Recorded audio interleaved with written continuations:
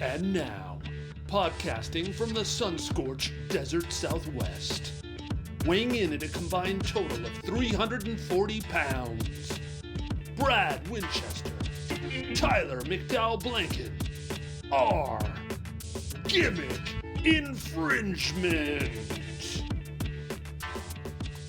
Welcome, everybody, to the Gimmick Infringement Podcast. I am Brad Winchester, and with me, as always, is my tag team partner, Tyler McDowell-Blanken. Tyler, it is Sunday, and we start in a dynasty today. How you doing? Yes, we are. I am ecstatic, Brad. What a great night of wrestling. So good. Let's go. We have so much to dissect from this card. Of course, we'll do it in our own unique, glorious fashion, but I'm doing so well. It's great to see you. How are you? Likewise. So good. We're going to do this a little differently than we normally do. I guess maybe we don't. Maybe it's not different than what we normally do because this is the second one in a row that we're doing it like this. Do you want to tell the people what we're doing?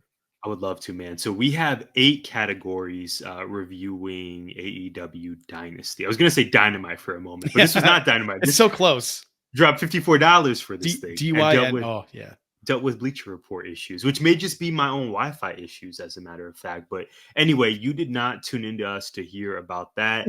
You want to hear our thoughts on AEW's most recent show. So to Brad's point, instead of going match by match, we strive to be creative on here. It's what we do. So we have 8 specific categories that we're going to get into, in which, again, you'll hear all of our thoughts on AEW Dynasty 2024. Brad, should we just go ahead and roll into the first category? Yeah, let's do it. So our first one is the loudest pop, our loudest personal pop from AEW Dynasty. I want to hear what you think first. Okay, this was tough. So what are your contenders? I have 2. I'm going to go OLI here, outside looking in. It's the please be careful chants during the FTR Young Bucks match. Ladders, yes. I was cackling. Shout out St. Louis. They really came through. Really brought it today. It was such a hot crowd. Please Absolutely be careful. It was so funny. Very there were also other ones. Go Home Jericho, Go Home made me a little sad. I'm not going to lie. Let's talk about it. How did you feel about that whole situation? Jericho is as it stands on my Mount Rushmore. I'm hard pressed to take him off. The longevity, how good he was my favorite growing up.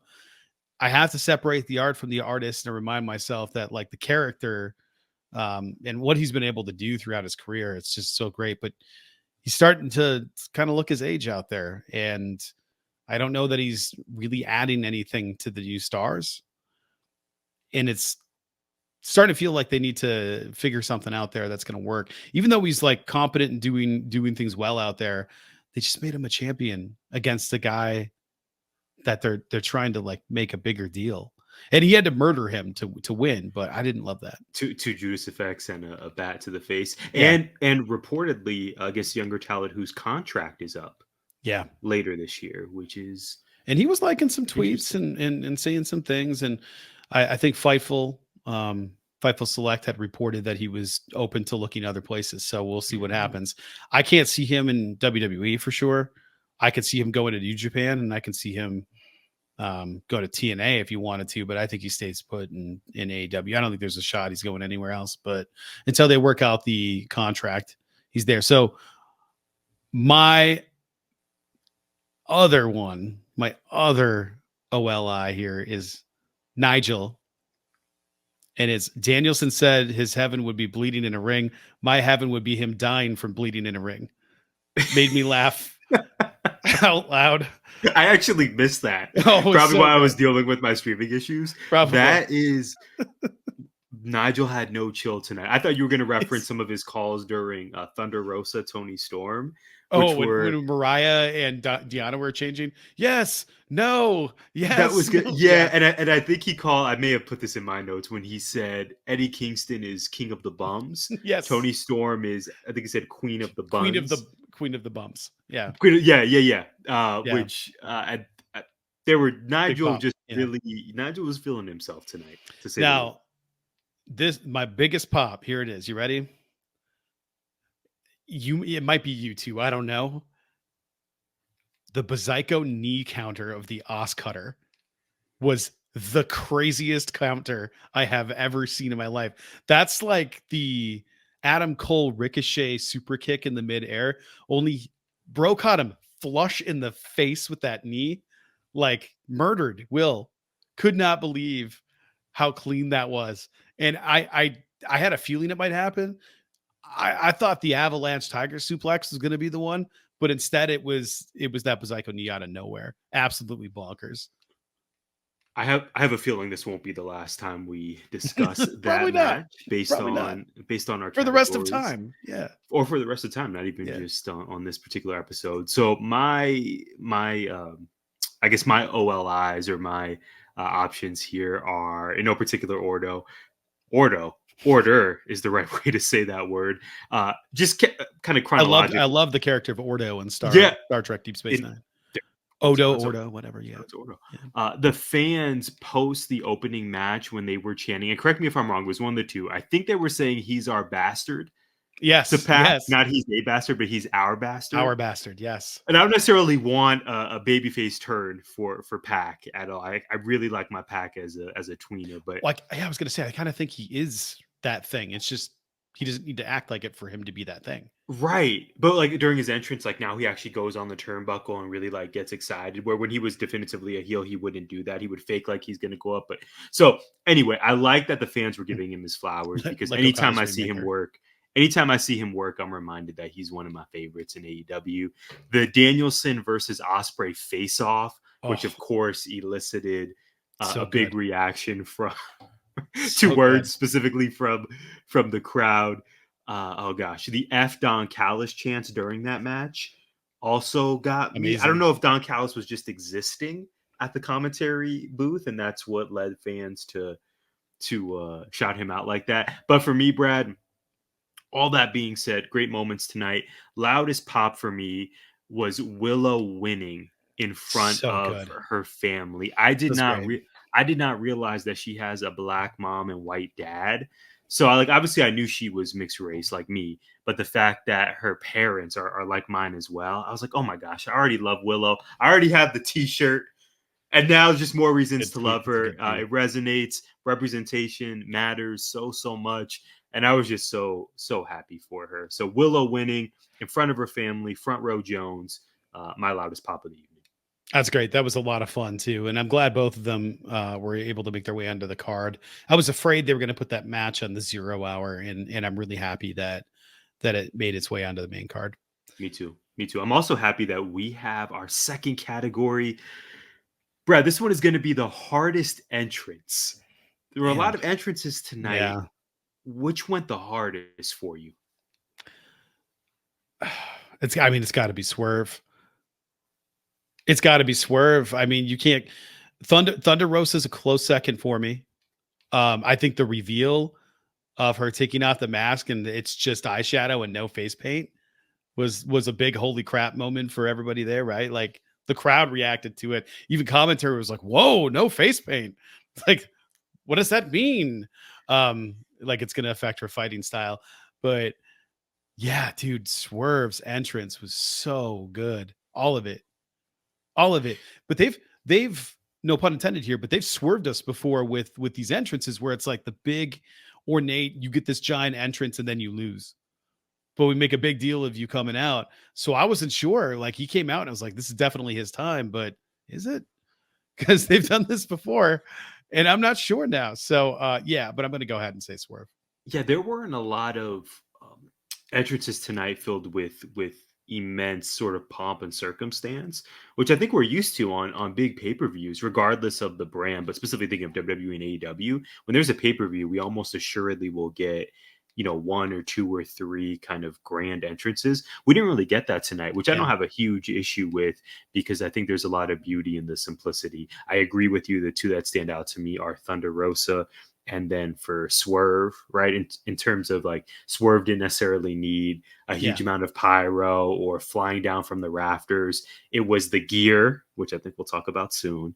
It was, the cape. It was just the moment itself. And obviously Thunder Rosa, great to see her back in pay-per-view action. But I agree with you, man. This has to be Swerve Strickland's category to win. The Lionheart had a pretty big opening. He had a pretty big entrance. He had lots and lots of pyro. Enough where I think he was surprised pyro happened, because pyro went off and then he flung his arms out like, "Oh, I missed my spot," and that made me chuckle. But I don't really know if that was the case or if they're just, I don't know. He just gets a lot of pyro, not Ricky Starks level pyro, but a lot of pyro. But a lot of pyro nonetheless. Brad, we're gonna roll right into our third category. I got to be honest with you. This is low-key a sleeper on our list. It's not the flashiest category, but it's one that I am super excited to hear your thoughts on. Third category. What was your favorite commentary call from AEW Dynasty? Well, I already gave you Nigel's. That one was pretty great. I'm not gonna lie, that one was pretty good. It was nice to hear JR sounding like he was in pretty good form tonight. It reminded me of old JR, so it was really nice. Glad he's back, and as back as he can be and healthy. My biggest pop came from commentary, and it was unintentional, but it made me laugh so hard. Like it felt, because Tony Schiavone was in the middle of a conversation with Nigel and Excalibur at the commentary table, just talking like we are talking right now. And he's just saying things like this. And then he just sort of rolled into, "There's the signal," and then right back into his commentary for Hook. He broke stride to like, first you take the eggs, you break them, you put them in a bowl, you whisk them, "There's the signal," and then you add them to the pan, and then and it was just like that. And I was like, just happened. The Hook has arrived. I laughed so hard for that.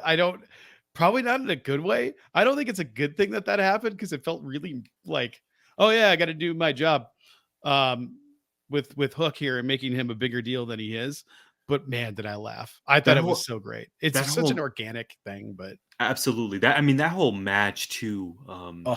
I think, woof. I mean, obviously you and I are recording this, maybe an hour after AEW Dynasty went off the air.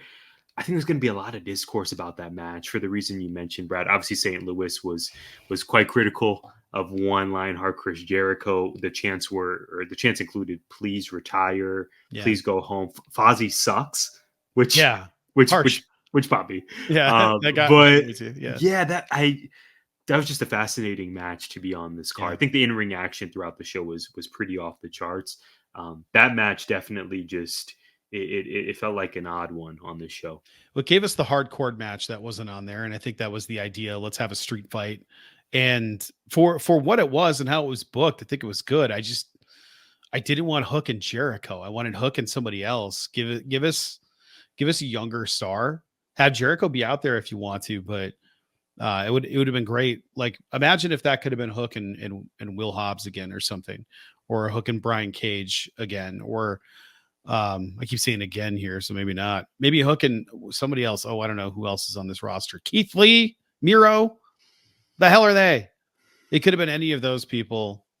Instead, we got Chris Jericho, which I think 6 months ago we'd have been like, all right, cool. Mm-hmm. And now it's different. Yeah, he's been on, I think, correct me if I'm wrong, I think he's been on every AEW pay-per-view since the company started. And I don't necessarily know that his treatment is fair by the fans. I certainly have my biases in my head now, and sure, I don't know if it's fair. The court of public opinion has definitely had its trial and found him guilty, and that's kind of it. Right. So I have a really hard time with it, because it's like, I want to see this guy, this character, this hero character of mine, but when I see him, I'm reminded of all the stuff that was out there, and it's like, man, I don't know. Right. And to add on top of that, the story with him and Hook just hasn't been excellent. I mean, that's this learning. I think we might be burying the lead that if the story was interesting, compelling, or just logical, maybe the reaction isn't as harsh. This learning tree character is so rushed. The learning, it's bad. It's all it is. That's the corniest nickname. Did Drake come up with that? Who came up with the learning tree? What's different between the learning tree and the Inner Circle and the Jericho Appreciation Society? They're all the same thing. Mm-hmm. It's Jericho is a veteran and he's the best and he's in charge. So you should learn from him or you're not appreciative. how is this different than those? Like, and it's jarring because I think part of why he's on your Mount Rushmore and many of our Mount Rushmores, frankly, Brad, is his ability to evolve his character over the years. I mean, he's done that kind of second to no one else in the business, but this current iteration is they can't all be hits. let him be a heel if you're going to keep him on the screen. Let him be like not this like annoying bad guy fan service thing. It's pick one. You're making him the Lionheart. The Lionheart is nostalgia for a lot of us. So watching Lionheart Chris Jericho come out, that first time he came out was amazing. This isn't Lionheart. He's like got a 5 o'clock shadow and is old. Like this isn't the Lionheart coming out here. Do you remember when he came out that one match against Mox? Yeah, I think that was in Minnesota. Yeah, he aged down 20 years for that match. It was incredible. It was great. He doesn't look like that right now. I think it was a title match, right? Yeah, and it should have been a one-off and just leave it alone. Right. Because doing the Lionheart like this and then having everybody boo him is doing him a disservice to his legacy, to our memory of what that character is, because it's just attached to stuff that's different now. So I don't know.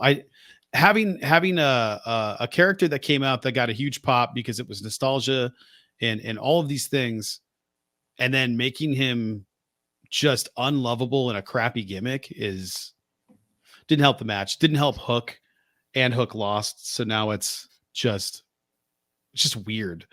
How long does this title run last for him? Probably till Double or Nothing. I know, and it's unfortunate at the longest. And I kind of hope they go. You know what? The only person that should hold this belt is Taz. It's retired, and then give it to Taz and stop doing this stupid belt. Yeah, like I love the FTW title. I think it's cool. Too many titles. Yeah, absolutely. I'm getting mad. Let's move on to the next. Yeah, thing. Let's talk about what made us happy. And what made me happy. Exactly. What made me happy before we get to heel is my favorite commentary call, Brad Winchester. That is from 0 Hour Excalibur. I'm pretty sure this was Excalibur. I remember Taz's response. I'm pretty sure Excalibur asked him. This was between the Trent, Matt Sydal, and then Orange Cassidy. Oh, I think I know what you're talking about. Yeah, let's see. Excalibur asked Taz, "How many best friends do you have?" And Taz said, 0. Well, 1, my wife. And that just was so silly and so just to the point. And so that dry humor, but it was hilarious. And then as a Taz mark later on in the show, when they gave a shout out to the Spanish announce team, including the newly signed Carlos Rivera. Yeah. They went to the trio, and then they came back to the English broadcast team, and Taz said something like, "They're so much better than us. They're killing it tonight. What are we doing, guys? Let's actually get our heads in the game and do this thing right." So as always, I thoroughly enjoy Taz, and also love what Excalibur brings. But like you said, man, JR, Nigel was Nigel, and there was a lot to like, I think, on the commentary side of things this evening. I think it was when Taz told Excalibur he should stop doing commentary. Is what I remembered from early on. Yeah, they're a riot together. A lot of fun. Our next category, you teased this very properly, my friend. This is a big deal. This is the inaugural Gary Turner Award, the Golden Bachelor, for most likely to turn heel next. Who you got? Man, I don't know who's most likely to turn heel next. Most likely to turn babyface is Wardlow, but most likely to turn heel. I don't know, because there's so many people that are like Will Ospreay technically right now is a heel. He's in the Don Callis family. They're going to turn on him at some point here, or Will is going to turn. That's probably coming up imminently. Yeah, and I imagine it's not going to end up looking like that. I feel like Will Ospreay is probably going to end up being the IWGP champion. He's already wrestled like everybody in Blackpool Combat Club except for Wheeler Yuta. Is Yuta hurt? I think he got hurt. I think he might be. Yeah, we haven't seen him in a minute. Yeah, it's been a while. So Will's wrestled Claudio, and he's wrestled Bryan Danielson. So Mox is the only one that's left that's healthy, unless William Regal's walking through that door. So I don't see that happening. So I think him versus Mox is probably the next one, and Mox the current IWGP champion. So I can see next week after the Hobbs thing, Mox saying, "Listen, I can't let this slide. We're going to fight, and we're going to put the title on the line." And I could see that happening. And maybe they turn him there and turn the Blackpool Combat Club less gray, because I don't know how to describe them either. Yeah, I got nothing. Wow. Well, No, wait, I got something. Let me take it back. It's very clearly, it has to be the Acclaimed. let's talk about that. Oh, you go This first. is okay. Yeah. This is okay. This is Like, who's likely to turn heel, and then we'll go back. How about that? that sounds great to me. I've been thinking about the Acclaimed a lot. I remember weeks ago when I said I was going to like write an article on the Acclaimed or just kind of ponder what's going on with them. I can't put it off anymore. But let's talk about them in just a moment, Brad. I'm going to give you my contenders for the Gary Turner Award. Chuck Taylor. I think he certainly aligns with Trent this Wednesday. He's wearing all black. He's brooding like he's going to align himself. Heel best friends. Makes sense. Chris Statlander, but not imminently. I put Chris Statlander. Well, she attacked Mercedes. She's the one that's been attacking Mercedes for sure. For sure. But my thought is long term she turns on Willow. But we're gonna talk about that in Double or Nothing implications later. Finally, this is perfect. I promise you, this is genuinely in the notes I'm looking at right now. My final contender here is the Acclaimed. The Max Caster raps over the past 3 months, maybe even longer. Yeah, it's been a have while. Just, I think, unintentionally kind of leaned into a heel turn for the Acclaimed. In case you missed it tonight, this was 0 Hour. The Acclaimed and Daddy Ass lost to the Bang Bang Gang. That's totally the right move, in my opinion. But during Max Caster's rap, he just once again brought up just topics that are giving very much Attitude Era vibes. Kind of like not even borderline, just trying to artfully or tastefully talk about sexual assault and, your mom's this, or I'm going to do this to you and you're going to taste my blah, blah, blah.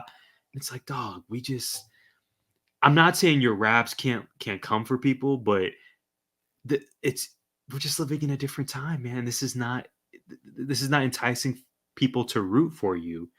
The Acclaim's already kind of had not a precipitous drop, Brad, but their level of being over has kind of slowly, gradually declined. Yes, it's almost gone. It's almost gone. Yeah.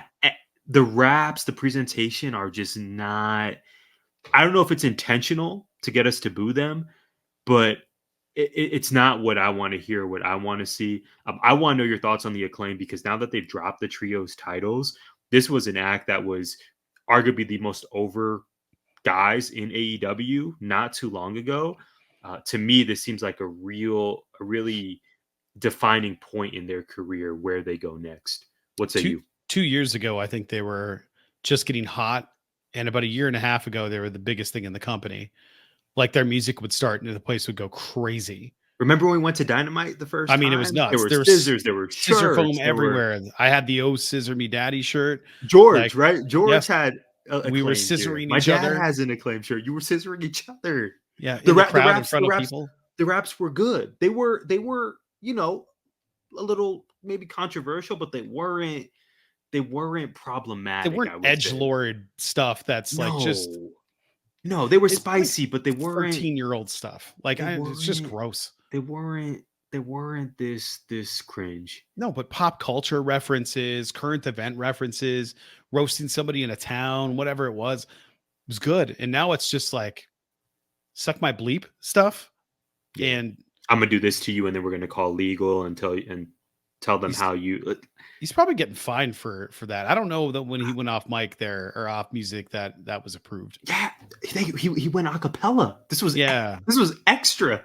But Max, that not a good move, my dude. And some of the stuff that gets brought up, I imagine he has to clear it with TK, but also you got to clear that with your tag partner there too. And I don't know how much he's going, oh yeah, this is great, let's diminish people. I don't know, man. I hated it. I hated it so much. And then Billy's starting to look slow. I love Billy Gunn, but he looked, I don't know if he looked injured tonight or old. I couldn't tell, but he still sells those shots and like his whiffs like he's 20 years younger, and I love watching it, but For sure. he's in incredible shape. Unbelievable shape. But And I guess in fairness to this conversation, obviously, I mean, these guys, Billy Gunn is called Daddy Ass, and the Acclaimed has always been, this kind of very new age Degeneration X vibes where they're kind of like not even PG-13. Sometimes they're like PG-18. So right. it's not brand new in that sense, but I agree with you, Brad. I think clearly, as we see with many wrestlers, there comes a time where you have to evolve, where you have to shift your character. And I think for these two very talented guys, now is that time. It's severely, severely needed. Or maybe they just need to take a break. I think maybe Billy turning heel and rejoining the Guns would make a lot of sense. And maybe they beat the ever living crap out of Max and Anthony, and they take a 2-month vacation, come back, and when their music hits, it'll be a huge pop, and then back to business. I think maybe they just need a break because the raps haven't been good, and I don't know what fixed them, because they were putting out music videos and stuff, and it was great. Remember the heel video about Darby and Sting? How good that was? That's the first thing I thought of. Yes. Yeah. So getting back to stuff like that, I think it would be great, but maybe they have to turn in order to get there. I don't know. For sure. Well, speaking of heels, for our next category, most memorable gear, I have two contenders. I'll lead this one, and then I want to kick it to you. I'll be quick here. House of Black with their red gear. Granted, I haven't been the most loyal Collision viewer as of late, but obviously House of Black, it's in the name. They usually just rock all black and kick people in the face. I love the red being their primary color tonight with some black accent. And then going back to Thunder Rosa and Toni Storm, really fun match, by the way. Definitely want to give them their just due. Incredible. Both of these ladies are tremendous. They've been awesome, and I thought they really delivered at Dynasty. I love Thunder Rosa's Wolverine-like mask, the teal and the gold being the primary colors, two of my favorite colors, period. I really enjoyed what she brought from a fashion perspective tonight too. Yeah, Thunder Rosa for me, and also Swerve, the Black Panther get up was spot on. It was great. How did I forget that? Yep. Yeah, House of Black's entrance in general felt different. Really liked them. And then there was one other one. Why am I forgetting this? I actually really liked I liked the Bucks gear tonight. I thought that was great. Really liked that too. I suppose the best entrance, if we went back and revisited, might have been Jack Perry. It's not a real entrance, but you know what I mean? He got a great reaction. And we knew he got a baby face pop after attacking the CM Punk guys. Right. And the conversation over the last 2 weeks has been, well, what we know Jack Perry is going to come out of Dynasty. Yeah. What's the reaction going to be from the audience? If you recall, Brad, I thought I heard from St. Louis some initial CM Punk chants early on in this match. Yep. And then I would say overwhelmingly, the 10% maybe, if that were chanting CM Punk, the other 90% of fans just completely drowned them out with boos. Yeah. They said, we are not doing that tonight. Yeah. And I think that same 90% were the ones cheering for Jack Perry when he emerged. It was great. I think everybody popped for Jack Perry because he's awesome. So. It was awesome. Yeah. And he's a great in-ring worker. I hope that him, assuming he aligns with the Bucks now, I hope that really just kind of reignites his heel run, because that initial heel run just wasn't really, speaking of the FTW championship when he was feuding with Hook, it wasn't hidden, but it seems like aligning with the Bucks really will get him back on the right track. And the scapegoat character is great. So yes. I think t-shirts, getting pops. Yeah, it's money. So I'm looking forward to that. I wonder if he has a run-in with Luchasaurus at any point. Ooh, that would be interesting. Yeah, I would thoroughly enjoy that. Yeah. Well, final three here, my dude. Let's get into it. I'm really excited about this one. Best match. Surprise me here. I can't. Your boy showed up and showed out. What did you think? This might be the best match I've ever seen ever. I mean, Period. period. That's a headline. I thought this was better than his match with Kenny. I Wow. I know how much you love that one. Yeah, not by a lot, but Both of them. I think everybody universally thinks the Will Kenny 2 match was better, the Forbidden Door match. I still think the Tokyo Dome match was better. At least it was my favorite. The moments were bigger for me. I like the way it was shot better. I think the entrances were 1,000 times better in that match. But the work and everything in the second match was probably better. I just couldn't stand that Don Callis was there and that there was a bunch of interference. I hated that. This match, there was no real interference, and it all made sense. And everything they did was just let's bring the best out of both of us. That the first couple of exchanges, that match really built an intensity and crescendoed incredibly well. And I don't even know if I have notes. There were a couple of moments in there where I think that they looked like I wasn't sure. Like, am I supposed to take one more punch? Where Danielson looks like he's going for a lockup, but Will was trying to throw one more punch, and they just had like a weird miscommunication spot. And that was the most critiquing I have for that, other than please don't die. I mean, crazy match. It's the best match I've ever seen, I guess, because that's going to be the cliche here for best match. I'm going to shout out Tony Storm and Thunder Rosa just because it was so good. And was that third of the night, fourth, fifth? I don't even know how to categorize these.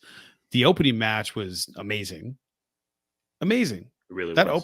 opening match was crazy. Great response for Okada. Like, yeah, this is why you signed him. This is why he's worth reportedly $5 million a year. Like, when he pointed at the crowd, when he pointed at the crowd for the Rainmaker and flipped everybody off, it was amazing. But that match was. He don't love y'all. He don't love y'all the same way you love him. That's okay. That match was incredible. I love that. Was. I thought Kyle O'Reilly and Roddy Strong was great.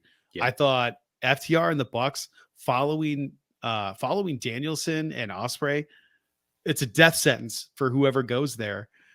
And the first 5 minutes, I was like, all right, this is fine. I'm still thinking about the last match. And about midway through that match, they pulled me out of it. And I was like, holy crap, they're just beating the hell out of each other and taking some crazy risks. And that match was great. That was a great ladder match. I actually thought that was an amazing match. It surpassed my expectations just because I wasn't expecting much. I was expecting a great FTR Young Bucks match, but at that point in the card, I was like, all right, it's there. They're not going to do anything I haven't seen them do before. And then freaking Cash Wheeler's doing a moonsault. The hell happened there? You forget how deep his bag is. Yes. He's got that in it. After looking like he legit injured his knee in the very beginning of the match because he landed all weight on his knee. Right. He probably just hurt, but like we got blood on Dax, and there's sunset bombs and just pile drivers on a ladder. Please be careful. Please be careful. Happens for a reason. Yes. Yeah. So amazing. I really like that match. Mm-hmm. How do you not go Danielson and Ospreay here? And shout out to Swerve and Samoa Joe too. You read my mind. This is why we get along so well. I was just going to say that I was after the match of the night, which I agree with you was Danielson versus Ospreay. I was concerned thinking about the main event and kind of preparing myself for the moment. The coronation, I was hoping we were going to see with Swerve Strickland. I was just like, okay, that hopefully is going to be the headline leaving the show. I want Danielson and Ospreay to get their love too, but I don't want that selfishly to overshadow Swerve being crowned. And I don't think it did, frankly. I agree with you, Brad. I mean, how can you not choose Ospreay and Danielson in the spot? But I thought that St. Louis was still up for the main event. Mm-hmm. And certainly Joe and Swerve worked a really awesome main event as well. But I agree with you, man. It's going to be a match of the year candidate. We knew that going in for the Dragon, for the American Dragon and the Aerial Assassin. And they definitely delivered in a major way this evening. I need Kenny to get healthy so we can have a triple threat match between those three. Oh my goodness. Give me a 1 hour like triple threat Iron Man match. I mean, that's I would pay that sounds great to me. $199.95 for that match. For that Just, what? HD yeah. 4K. No periods in that total either. That's how much thousands of dollars I would pay for that. Oh my goodness. Well, we got our final two categories. Brad, let's get right into this penultimate one. What is your biggest question leaving AEW Dynasty? Where are all the other stars? Where are they, man? Like, I don't understand. I hate that there's no communication update or anything. Are the Bollywood boys still working with AEW? I don't think so. I think they got released a while back, right? Or they were on a temporary contract. I think, yeah, a temporary per appearance. Yeah. Something like that. Because I was like, is this? I just think it would be so funny if Tony hired Jinder after all that stuff went down. I know you want it to happen. Jinder versus Hook. I just want the chaos. I think Jinder's a great talent. I actually like him on the microphone. People don't like him. And I'm like, why? He's a throwback villain, and I think it works. Yeah, I like Jinder's title run more than just about anybody I know. I don't know. I recognize its flaws, but yeah, sure. That's people are out here talking wild about this man. I did not think his run was like the most horrid of this century at all. I think about like the potential overseas market for them in India with just 1 trillion people that are there, and they already have Satnam Singh, which from early reports were that they wanted somebody that would be able to be appealing to a broader audience. And you have this giant professional athlete, literally a giant that's out there that could appeal to an audience in India. Why not get him some other people in there and build something around them and get him more exposure, more wrestling time, all of that stuff. And I don't even know. To your point, I haven't watched faithfully. I haven't watched Collision all the time, and I don't know if I'm just missing them on there because they've been on. The last time I saw them was when they were all doing the Jeff Jarrett walk.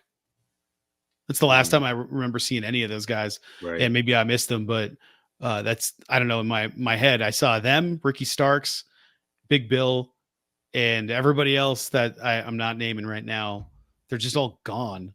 So my biggest question is Ricky, where are they? Yeah, Ricky's a pretty glaring one. Yeah, just because we love all these people. They're incredibly talented. Ricky just feels like an important, maybe foundational piece to the company. Maybe they're making another show. Maybe they're getting a 9th show to show us over the course of the week. Because Ricky Starks, Britt Baker, Danhausen, Big Bill, Miro, Keith Lee.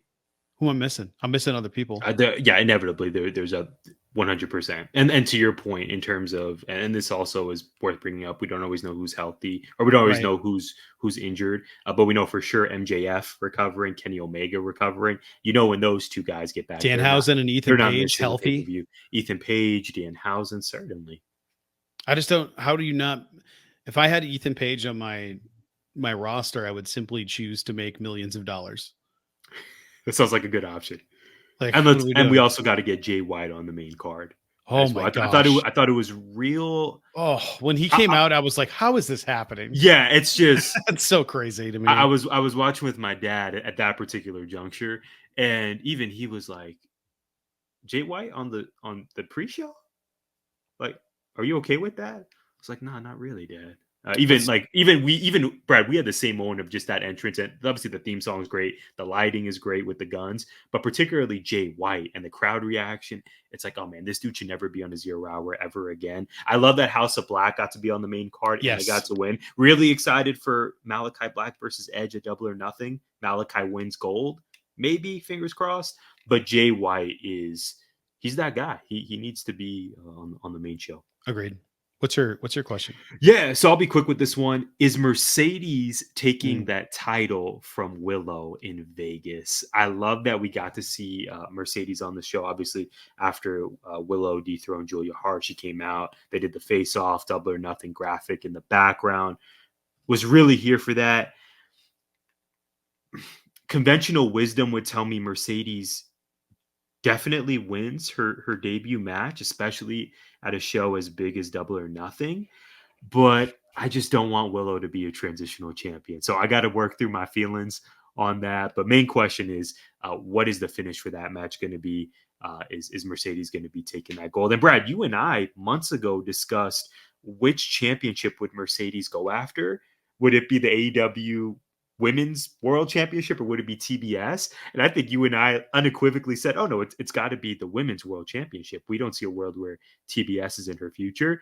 And TK and company have totally switched that on us. So eager just to see what is in store for us at Double or Nothing, particularly for the TBS championship. I think it makes sense with not going after that championship, but just going after Willow, who beat her for the title. Right. In storyline, she was supposed to win it, but her ankle snapped. So right. Yeah.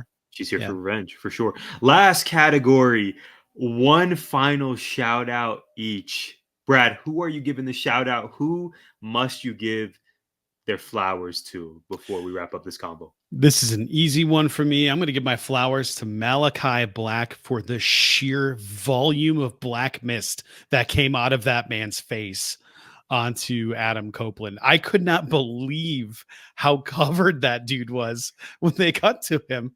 It's like he fought a giant squid with his face. Like just black ink all over the place. He saw Jonathan Gresham. He saw those vignettes. It was from TNA. Exactly really enjoying those. Yeah, he got inspired. They were great. Yeah, by the way. I mean, he's been doing the black mist, but it works. Works for the. It was just like it was I've never seen that kind of volume come out. Somebody get Adam Copeland a towel, please. Get that man a towel. Help him. They kept saying it over and over and over again, and I was like, "Oh, come on, stop exaggerating." They show close-ups, and I'm like, "Oh my god, get that man a towel." He's got face paint. Yeah. That's a great one, man.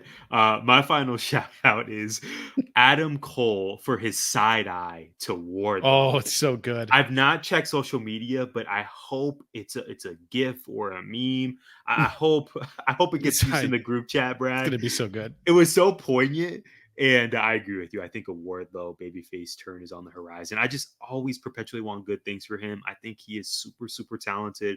And I'm glad that seemingly Adam Cole is getting healthier and healthier by the week. I'm not sure if I liked the first side eye, the one where he was standing behind him, or the one if he was at the end when they were leaving. They were both pretty great. And Wardlow was selling it pretty hard with his, I guess I'm here kind of look on his face. The golf applause. Yeah, amazing. But Tyler, speaking of horizons, tell us what's on our horizon. Oh my goodness, man. Well, in terms of our horizon, you and I were talking before the show about wanting to be outside, whether it's exercise, yard work, etc., and how we've reached the time where we have to get these things done early in the morning because we do have great weather here in the desert. Admittedly, it is getting hot, and we want you to capitalize on this great weather, even if you have to be a little more thoughtful about when you go outside. But we need you to spend time out here touching grass with the people that you hold nearest and dearest, and we have a sponsor that can help you with that. Grand Patio exists to ensure you're all set for the awesome weather and great memories that await this spring, whether you're in Arizona or elsewhere. For over 20 years, Grand Patio has partnered with renowned designers to create livable and luxurious collections that can transform your backyard into a personal oasis. Their products include umbrellas, recliners, gazebos, sectionals, and much more. Their bag is also deep, much like Cash Wheeler. Visit our affiliate link, grandpatio.sjv/GIPod, once again, and pay close attention here. It is case sensitive.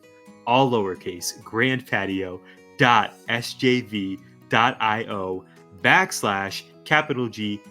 I, P, lowercase, OD, spelling out GIPod, to shop their collection today. Well said. Brad, we got to get in some WWE notes, man. Big week for AEW, obviously, but also lots of noteworthy stuff, for lack of a sophisticated term, happening. Yeah. I'm just going to run through mine, then I want to kick it to you. Definitely not going chronologically, but just kind of what stood out in my mind. Tiffany Stratton closing SmackDown. Mm-hmm. I wanted to beat you to it. Interfering in the Bayley versus Naomi match, and the way they shot her at the end to go off air with her standing triumphantly on the turnbuckle, and then the title belt, the women's title belt, being, kind of right there, signaling she's going for gold. I thought that was really awesome. Blood being back on weekly WWE television. Wild.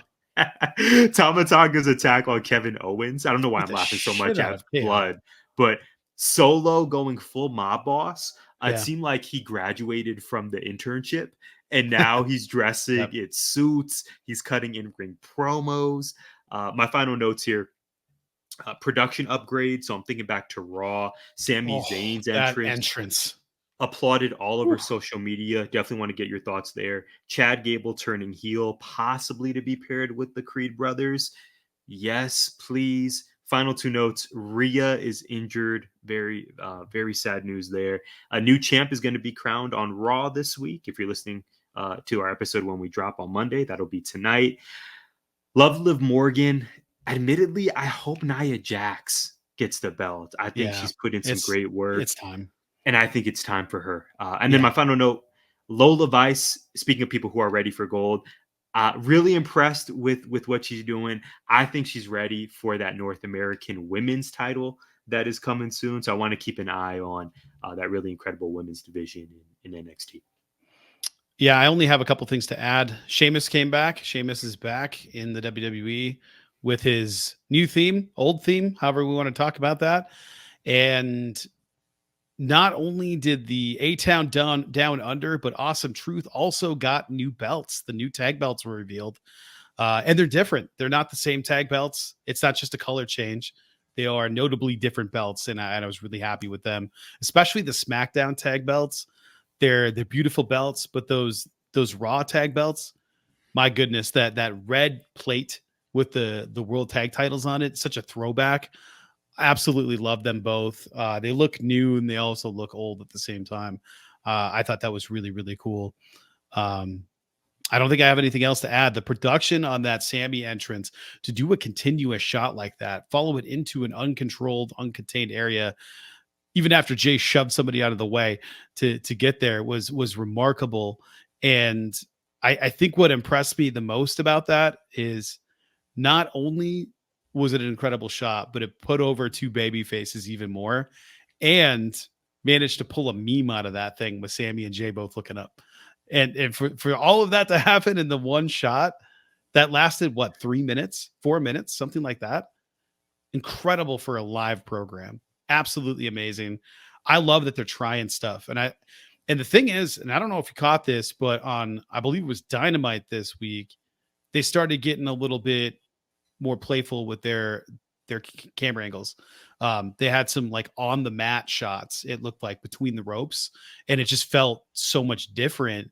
So they're playing around too. So for everybody that's like the wrestling business would be fine with just WWE, they're out of their mind because everything pushes each other. WWE is now doing professional wrestling again. There's blood in there. There's all the stuff that made AEW successful is now translating over to the WWE again. And they're doing the new production stuff, and it's translating over in AEW as they continue to push themselves too. And I just love it. We are in a golden age of pro wrestling, and it's just so awesome. We really are. Remember back when we started GI in October 2021, and we were like, oh, this is such a great period for wrestling. We're going to talk about it anyway. We should create a show out of this. Yeah. And now fast forward to 2024, it's even sweeter. I agree with you, Brad, just to quickly respond. WWE even calling it professional wrestling. And AEW, it seems like they kind of responded and said, we're the best wrestle. I love that we're calling it pro wrestling. Like you said, for AEW, even tonight on Dynasty, when they shot Renee, she was kind of in like the rampway. I know this was particularly after Pac's entrance, but before Okada appeared. That feels new. The way they shoot Pac's entrance as well. Do you notice that when they kind of like zoom in through the, I don't know, whatever it's called. It looks really awesome. And Pac staring back at the camera. Yes. Super great, man. I agree with you in terms of the in-ring work, in terms of the talent, in terms of the production and the artistry and the decisions that are being made. It's so great and so healthy to have this competition. I was just thinking about what we missed, Tyler, and I was looking at my notes and I saw, speaking of Pac, man, Okada's neck breaker. He did like a code red neck breaker on Pac over his knee. I've never seen anything like that before. That was one of the craziest things. I don't really know what we missed this week. This week was absolutely frantic for me. I'm sure there's a bunch of stuff that we missed. The Tigers won. The Red Wings got knocked out of playoff contention. I got really nothing else other than there's a chance the Coyotes are staying in town, Tyler. Yeah. There's a chance. You're telling me there's a chance. Yeah, in 5 years. In 5 years, right? Yeah. They're committed to keeping. Yeah. We'll see. I sure hope so. I'll keep it in the sports world. I just put in my notes, hoops, all caps. We had the WNBA draft. We'd have the draft. Which seems like it was so long in the making, but unlike other sports, the professional draft comes not too long after March Madness. So obviously Caitlin Clark went to Indiana, but folks in Chicago are really excited about Camila Cardoso and Angel Reese. You throw in Cameron Brink going to LA and other amazingly talented women who are now turning pro. So that's something to keep an eye on. And of course, the NBA playoffs have started. As of this recording, the Suns got the brakes beat off them by the Minnesota Timberwolves. Shout out to former guest and dear friend Ben Anderson. Made a little run in the third quarter. I thought they had a chance there, and then immediately petered out. I mean, Brad, you know me pretty well at this point. I just prepare for the inevitable Phoenix Suns heartbreak come postseason time. So, we're not chilling, but we're okay. This is not surprising at all, and it's a long series, hopefully. And then finally, on the entertainment front, I kind of alluded to this earlier, and you actually broke the news to me, Brad. Drake, in the ongoing, J. Cole bowed out, but in the ongoing Drake versus Kendrick Lamar versus Rick Ross versus The World feud, he broke new ground by dropping a tailor-made freestyle, which included his raps, but he used AI, which then delivered it in the voices of Tupac Shakur, in order, Tupac Shakur, Snoop Dogg, and then Drake himself. I don't know what to say other than I appreciate you sending it to me, and it exists. And you and I went the academic route. Fair use, copyright. Is he submitting these to turnitin.com? Like, I don't know how we go about discussing this. My thoughts on Drake have been complex for a while, and I don't really, I'm not as much of a stan as I used to be. So I want to throw that out there. Taylor Swift dropped a new album, which means a lot to many people in my life. I still need to listen to it. And then finally, M. Night Shyamalan is dropping 2 films this year, The Watchers on June 14th and Trap on August 9th. Both look intriguing, and I'm sure we'll have thoughts as they get closer to releasing. I will say that I was a big M. Night fan growing up, so I'm always looking forward to his projects, even though they haven't been as hit, more miss for me. But man, I just, what a week. There was stuff that happened on Curse of Oak Island. I'll save it for next week for digging deeper because it's getting bonkers over there. But it was just a really good week, and looking forward to next week, man. Yeah, man. Well said. Likewise. Well, thank you all so much for joining us on this jam-packed edition. You know how we do, right? We appreciate you immensely, and we hope you'll join us again for the next edition of Gimmick Infringement. Gimmick Infringement is a part of 19 Media Group. You can listen to us on Apple, Spotify, iHeartRadio, or wherever you find podcasts. You can also find us on YouTube via the 19 Media Group channel. Please like, subscribe, comment, and share.